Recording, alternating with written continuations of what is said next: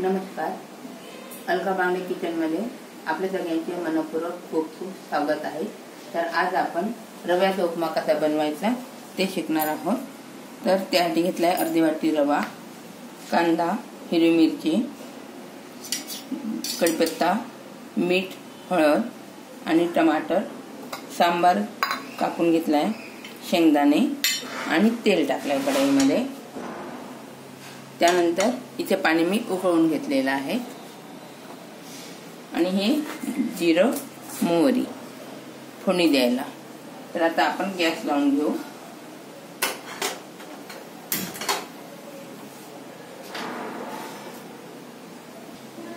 तर आता आपण मोहरीची फोडणी द्यायची आधी, आणि मोहरीची फोडणी दिल्यानंतर त्याचा थोडासा स्मेल सुटू द्यायचा,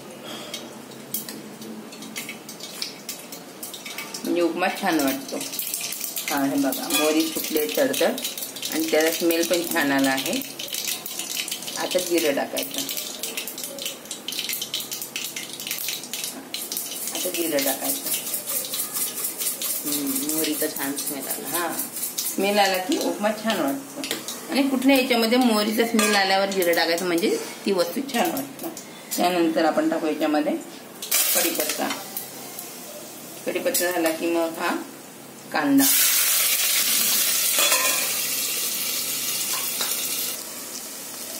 आता आपण यात कांदा थोडा होत आला आहे, त्यानंतर त्यात हिरवी मिरची टाकायची।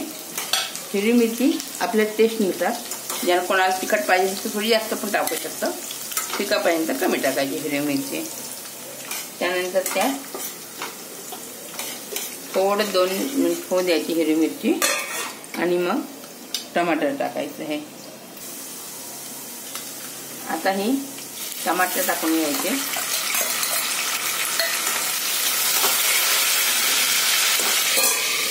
टमाटर थोडं तडतड उडतं, थोडं 2 मिनिटं झाकून घ्यायचं।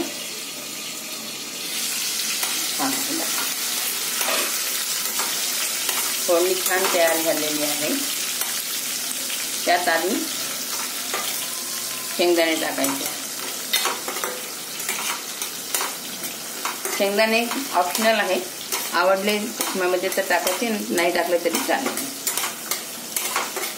त्यानंतर हे मीठ आणि हळद टाकायचं। मिठाने पुन्हा लवकर नरम पडतं टमाटर आणि कांदा। आता हे झाले आहे फोडणी तयार। यात आपला हा रवा घ्यायचा। रवा छान भाजून घ्यायचा,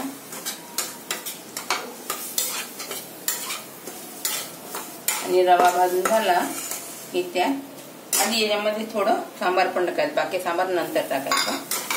तयार झाल्यानंतर थोडा सांबार आता टाकून घ्यायचा,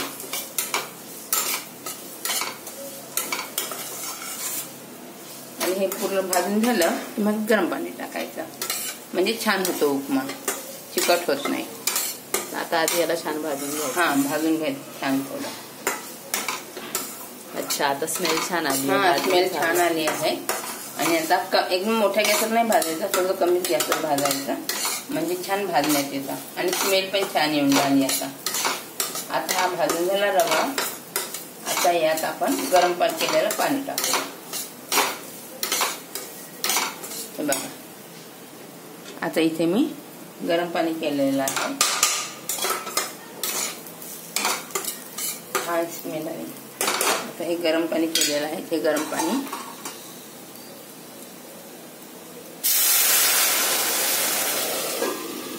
झाकून द्यायचं, नाहीतर गरम पाणी टाकल्याबरोबर असं हातावर उडण्याची भीती असते। कारण रव्याला पाणी येतं म्हणून थोडं टाकून द्यायचं। हे 2 मिनिटात असं राहू द्यायचं, तर आपोआप पूर्ण रव्याला पाणी शिजून जातं। हे बघा,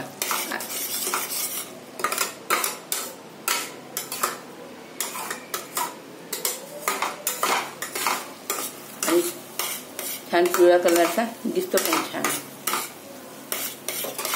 थोडं पुन्हा होऊ द्यायचं वाफेवर। बघा, आता उपमा झालेला आहे, पाणी पण आटलेलं आहे। तर आता त्यामध्ये थोडं घरी बनवलेलं तूप आहे, हे तूप टाकायचं। म्हणजे खायला तो चविष्ट बनतो.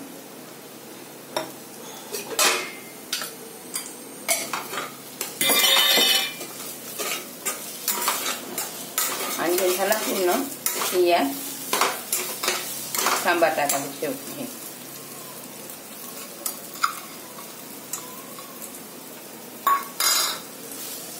अशा प्रकारे पटकन होणार हा उपमा